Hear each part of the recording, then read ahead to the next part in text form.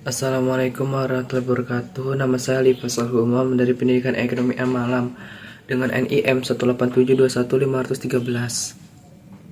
Di sini saya akan menjelaskan tentang memahami, memiliki wawasan komprehensif dan kemampuan tentang belajar individu, kelompok, dan kelembagaan.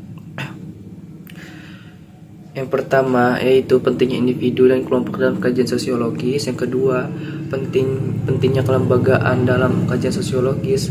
Yang ketiga, pentingnya wawasan yang komprehensif dalam mengkaji kemampuan individu dan kelompok dalam pembelajaran IPS. 1. Pentingnya individu dan kelompok dalam kajian sosiologis. Pengertian individu adalah bagian terkecil dari kelompok masyarakat yang tidak dapat dipisah lagi menjadi bagian yang lebih kecil. Kata individu berasal dari bahasa Yunani, yaitu individu yang artinya tidak terbagi, di mana dalam ilmu sosiologi individu diartikan sebagai sebuah organisasi atau seseorang yang bebas, yang bebas atau tidak terikat dengan organisasi yang lain, baik dalam hal tindakan, pikiran, maupun tingkah laku. Secara umum, pengertian individu ini merupakan satu organisme tunggal yang hidupnya itu berdiri sendiri dan secara fisiologis itu bersifat bebas.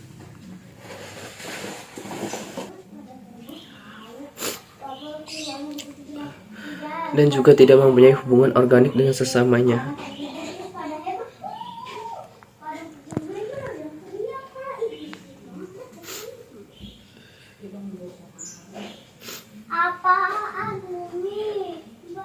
Pengertian individu menurut para ahli yaitu ada Martin Luther King Jr., yaitu satuan kecil yang tidak bisa dapat dibagi lagi, yakni manusia hidup berdiri sendiri. Yang kedua ada Sudirman Kartohardi Projo, makhluk hidup ciptaan Tuhan yang di dalamnya dirinya itu dilengkapi oleh kelengkapan hidup yang meliputi raga rasa rukun, yaitu Abdul Shani, satuan kecil yang tidak bisa dapat lagi dibagi. Dan yang keempat, menurut Kamus Besar Bahasa Indonesia KBBI, pribadi orang terpisah dari yang lain, organisme yang hidupnya itu berdiri sendiri secara fisiologi, yaitu bersifat bebas. Ciri-ciri individu secara umum yaitu yang pertama, individu ini mempunyai raga atau jasmani yang khas yang membedakan antara satu dengan yang lainnya, walaupun memiliki ciri umumnya itu yang sama sebagai manusia. Yang kedua yaitu ada individu ini mempunyai pikiran, perasaan, kehendak, serta juga hasrat, sehingga bisa dapat menetapkan kenyataan, impretensi suatu, menetapkan aksi di luar serta dalam dirinya. Yang ketiga, individu ini mempunyai kepribadian dan bakat yang berbeda antara satu dengan yang lainnya. Individu ini mempunyai tingkah laku yang khas dan berbeda antara satu dengan yang lainnya.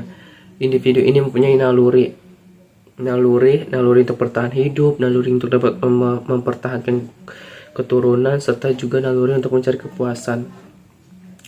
Kelompok dalam kajian sosiologis. Secara sosiologis, kelompok adalah setiap kumpulan manusia yang memiliki pola interaksi yang terorganisir dan terjadi secara berulang-ulang.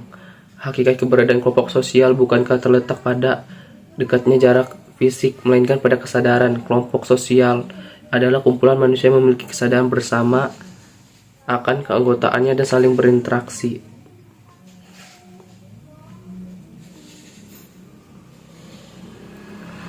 Dua, pentingnya kelembagaan dalam kajian sosiologis.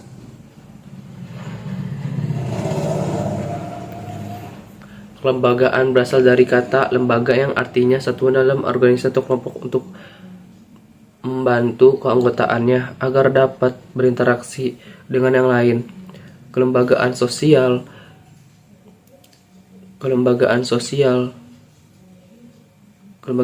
ialah satu tempat, tata kelakuan dan hubungan yang berpusat kepada aktivitas-aktivitas untuk memenuhi kompleks kebutuhan khusus dalam kehidupan masyarakat. 3. Pentingnya wawasan yang komprehensif dalam mengkaji kemampuan individu dan kelompoknya dalam pembelajaran IPS. Pembelajaran secara komprehensif merupakan langkah implementasi dari rencana pembelajaran terpadu secara menyeluruh, berisi rincian dari prosedur pembelajaran, mode pembelajaran komprehensif dalam pendidikan IPS yang difokuskan untuk meningkatkan keterampilan sosial siswa. Pembelajaran komprehensif berisi komponen-komponen yang sama dengan rencana pembelajaran, sebagaimana dia digunakan di sekolah yang biasa disebut rencana pelaksanaan pembelajaran atau RPP, tapi memiliki spesifikasi untuk mengajarkan tema atau topik-topik IPS yang menekankan keterampilan sosial. Itulah penyampaian dari saya. Kurang lebihnya mohon maaf. Saya ucapkan terima kasih. Wabillahi taufiq wal hidayah. Wassalamualaikum warahmatullahi wabarakatuh.